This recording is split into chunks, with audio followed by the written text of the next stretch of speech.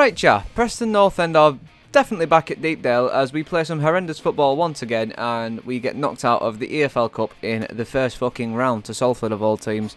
Quite the disappointing result, but I suppose there are some positives to pick out from the game, so let's go through that now, shall we? Alright, so full-time score was 2-2 after a pretty impressive comeback in the second half, which could have very well have been 4-2 to us, provided we didn't have goals disallowed. But of course it went to penalties and we lost 4-2 on penalties, but we don't talk about that. Let's talk about the rest, shall we? So we had 25 shots in the game, 9 of them being on target. I didn't check what we had in the first half. That's my problem, because when I'm seeing 25 shots, 9 on target, I didn't see us have very many shots in the first half. I didn't think we had many at all. So most of these, again, similar to Bristol, came from the second half, which, if we're going to... North End have always been like that. We've only had one good half per game. We never have two good halves, and if we do, it's usually against Blackpool. And obviously there is no Blackpool in the league this time, so you know we're going to be a bit struggling there. But yeah, as far as you can tell, our attacking game, 25 shots, 9 being on target. It's not awful. We had pretty even spells of possession there. We committed the most fouls, equal yellow cards. We had 4 offsides, and then we had 10 corners. So the attacking game was definitely there, but again, it's mainly a second half game. Nothing really happened in the first half that I can gush about, really, apart from some very, very poor mistakes. The first goal that they bagged were very early in the game, but it was more of an unfortunate one, really. It's come off the keeper and it's fell back to the player that it's come off of, so it's one of those ones that you can't really do much about. But the second one most definitely could have been avoided, because Watmore made an awful pass that just sent them through on goal, and it's fucking horrendous. I don't even want to play it back. It's terrible. As far as the penalties went, Ledson sends one wide. I don't know why Ledson, of all players, who's got a powerful foot, is trying to slot it in the bottom corner. Just fucking smash it, mate. Who else took our penalties? We also had Kean Besh take one. He smashed it. We had... Who else took one? Will Keane took one. That went well. And then Mads took our final penalty, which he missed. He's got a bit of a heavy foot, and it's gone wide. And in terms of Cornell's performance as a goalkeeper, I don't think there was anything much to shout about, really. It shows the absolute difference in level between Di Cornell and Freddie Woodman. There's a massive barrier between them both. Not disrespect to Di Cornell, of course, but there's a massive difference. Right, so let's take a look at Ryan Lowe's post-match transcript before we go on to player ratings for a change, shall we? Alright, on the result. The first half wasn't what we wanted. I know we had a few youngsters in there and there's no blame on them. We had seniors in there as well. The first goal was sloppy from us in terms of letting them get down the side and then not clearing our lines. Agreed. With a second chance after it ricocheted off of one of our players. Then Jack has gone to go back to Di and not seen their lad. Well, it's not that he's not seen their lad. He's just been very... He's rushed it. He didn't take time to have a look at the passes. And if he's going back to Di, he's gone very wide to go back to Di.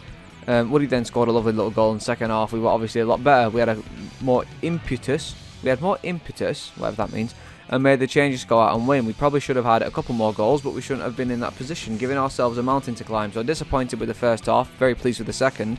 It was a bit more like us, was it? To go out on penalties is disappointing. To miss 2 from that many yards out, because at least you should make the keeper work. I'm disappointed to go out of the competition, but as I've said, number one priority is the championship, and we've rested a lot of players tonight for the game on Saturday, which is good because we're going to need them. Lowe added it wasn't for the lack of trying. There he did. Ryan Lowe interview bingo. It wasn't for the lack of trying. There's one of them. Without harping on about it, we should have been 3-2, 4-2 up because of 2 goals I've seen are clearly onside, and I'll go over that in just a moment. On his selection for the game, the young guys earned their chance. It dawned on me yesterday morning what I do, and that's why we made 8 changes. We've got a squad and we've got to utilise it. We weren't disrespecting Salford because we knew they were a good footballing team. If any of our young lads are going to go and play League 2 football, then that's what it looks like. Take nothing away from them. They were good, especially first half, when they dealt with some of our pressures. Credit where credit is due. I thought they were excellent and we just weren't quite at it. It's difficult because when you're at home, you want to win and send the fans home happy, but ultimately we've got to put a team on the pitch on Saturday, and we've already got a few injuries. We don't want any more, and sometimes it's tough to get that fine balance, but if the youngsters are never going to get an opportunity, there's no point in them being here. And I'm glad he said that, because last season I think a lot of the youngsters deserved a call up and they just didn't get it. So whether or not that's that new coach we've brought in, who used to work with us all those years ago, I can't remember his name for the life of me, apologies, or that coach we've brought in from Wigan, I believe it is, because I believe he's very good with youngsters as well. If it's them not trying to push Ryan to get them in the first team for these kind of games, then I'm all for it, because we do need them. especially Keane Best. He's fantastic for his age. If we win the game on penalties, everyone goes. We played the kids and it worked out. I know a couple of them came off at half time, but it wasn't their fault, and I'm not blaming them for the scoreline. I just needed to get a bit more experience on our play, a bit of experience on and play our way a little bit better, which we did. They've got to learn quick, as I've said before. On Duan Holmes, I'm going to cut for a minute because I need to yawn.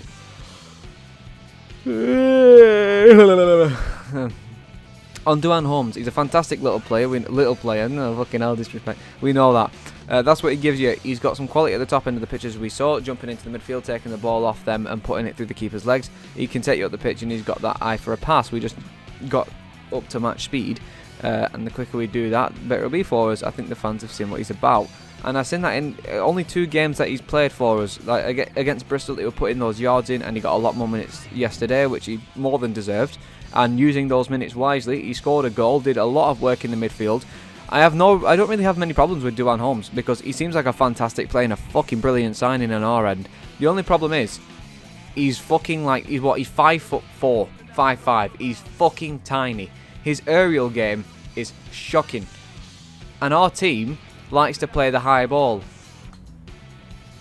Think about that for a moment. In a league full of players that are 6 foot on average, and we play balls that require headers for most of our passes and plays, and we're playing him to a 5'5" lad challenging a 6'2" defender. Are you having a fucking joke? He's never winning that ball, is he? It's like an effort that went flying past him towards the end of the game. It's gone over the top as a cross, and because he can't get it on his head, he's had to try and stretch his leg out to get it, and he just couldn't reach it. Duan Holmes, fantastic player. His size just lets him down. On Brad Potts' absence, he just missed out. Ideally, I didn't want to put the lads on at half-time or towards the end of the game. I wanted to save them all for Saturday, but when you're losing, you have to make something happen. Potts was one that actually just missed out. He was rested completely. Okay. And then on Watmore, he's doing a job out there on the left side, and he gives them the ball back, which I take responsibility for because I wanted my defenders to play.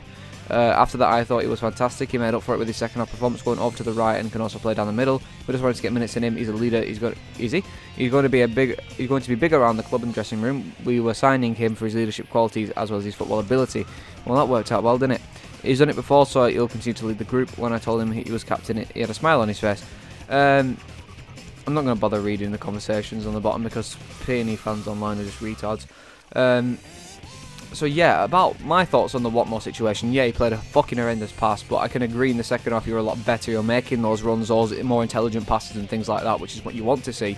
But on him being the captain, when you've got players like Bauer, who's been a servant at the club for about 5 years now, and you put Jack Watmore as the captain, he's been here a week.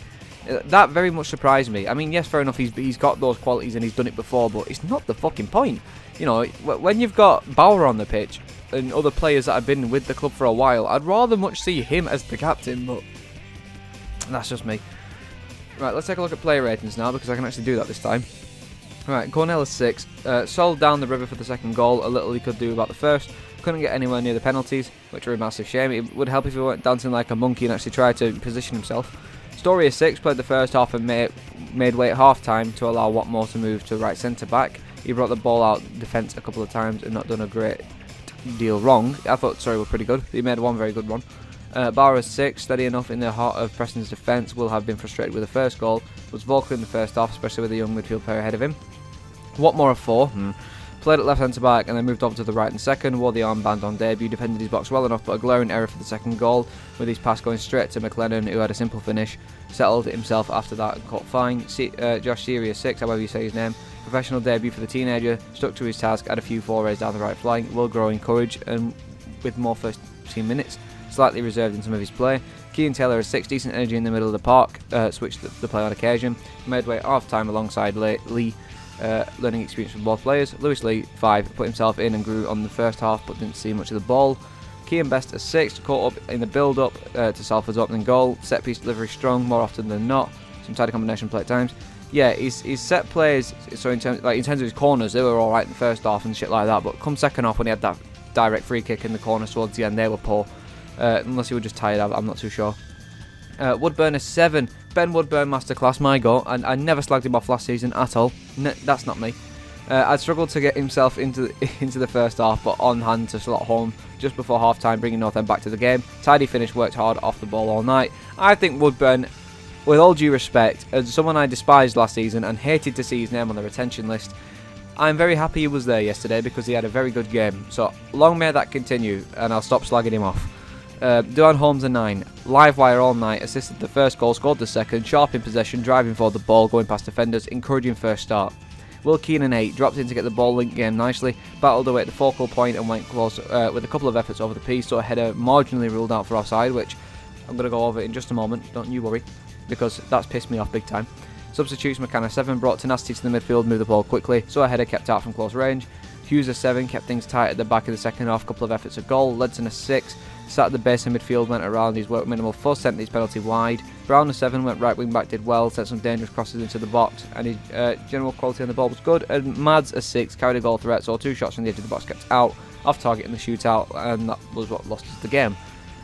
So yeah, very, very mishmash performance from a lot of players. The attacking players did quite well for a change, and it was the defence that let us down in a few places, which is not like P&E, it's normally the opposite. But I'm not complaining because it's progress on the attack. We just need to, nip the defence now. And while we're here, before I go over the offsides and stuff like that, let's talk about Tom Cannon news, shall we? Because it's the 9th of August, which means it's Tom Cannon Day, as far as we knew anyway, about him making his decision. But that's changed this morning because Everton haven't managed to complete the medical of this striker that they're on about getting in just yet. As far as, well, at the time of this recording anyway. You can see at the bottom right of your screen. So yeah, they're not going to let him go just yet, which is pissing on my chips a little bit, but all we've got to do is wait. So Ryan Lowe's comments on Tom Cannon. I've got no comment on it until we know. You probably know more than me. I don't hear anything or listen to the social media stuff. I just wait for a phone call. There is loads of progression, but the timings of everything, it isn't easy. I've had a day today, Tuesday, where I haven't been off the phone since 10 o'clock this morning. I was out with my daughter having breakfast, so she wasn't happy about that, but listen, we have to do it and we'll keep going. I check my phone when I get in and we'll wait for some replies and answers. It's day by day. We've got our offers out in terms of what we want. It's just a bit waiting on the clubs and players. We can't force them, so once we get an answer, we'll know a bit more. So, yeah, it was expected today, but apparently it's not expected anymore, so keep waiting. Now I've got a slow motion clip of Will Keane's offside goal. I haven't got one of the second one that was offside, which I think if I was to give any of the two of them an offside, I'd definitely say the second one was probably offside. Because even when I was there watching the game, as soon as it was played through for the goal, I instantly pointed at the linesman, and as soon as I pointed at the linesman, the flag goes up. So I do think the second one was offside. However, in accordance to the new rules of offside and the new reffing rules, with the added time and shit like World Cup, offside now is far more, generous. It's not lenient anymore. You can't be a pube hair offside and then you get flagged for it. Now you have to be a good margin offside to be ruled offside. Now let's see the ball get played by Keane Best. I'll pause as soon as he plays the ball. Ready. The ball gets played. Let's look at Will Keane. Will Keane's forward foot is roughly in the same position as this defender's standing foot. And the other defenders are by the side of him. Yeah, he's in front of him. But he's basically in line with number 47 here. The only thing that's offside is his fist and maybe his man bun. That is not offside in accordance to the new rules. That is not offside. If anything, look at the foot position there to there. He's actually in front of him by that much more of a pube hair. So if we're going by small margins, Will Keane is not offside. Skip forward a frame.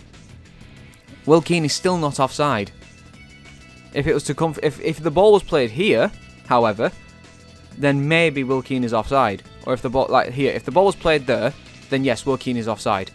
But from where the ball was played, sorry, Mike, he's not offside.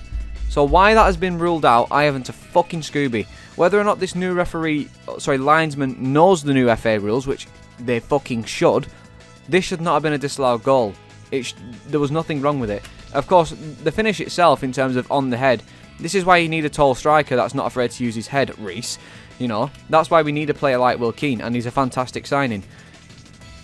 But to say that was offside, I'm not having it. I'm really not having it. Again, we'll look at it again. In the build-up, Will Keane's he's a wee bit offside in the build-up.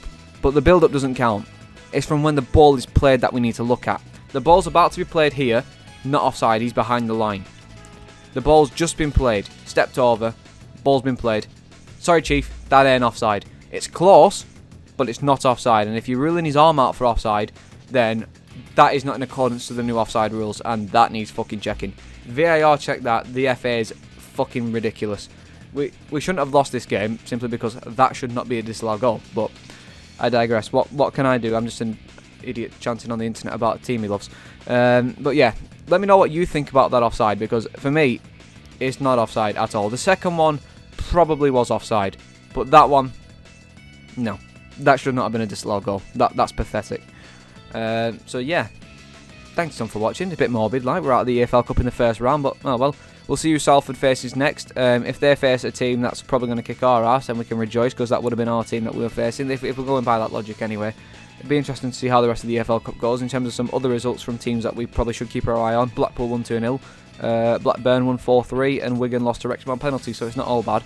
But I'd rather lose to Salford on penalties than fucking Wrexham. But yeah, it is what it is, unfortunately. We've still got the FA Cup, so we're still on for the double. And then yeah, see you at the weekend.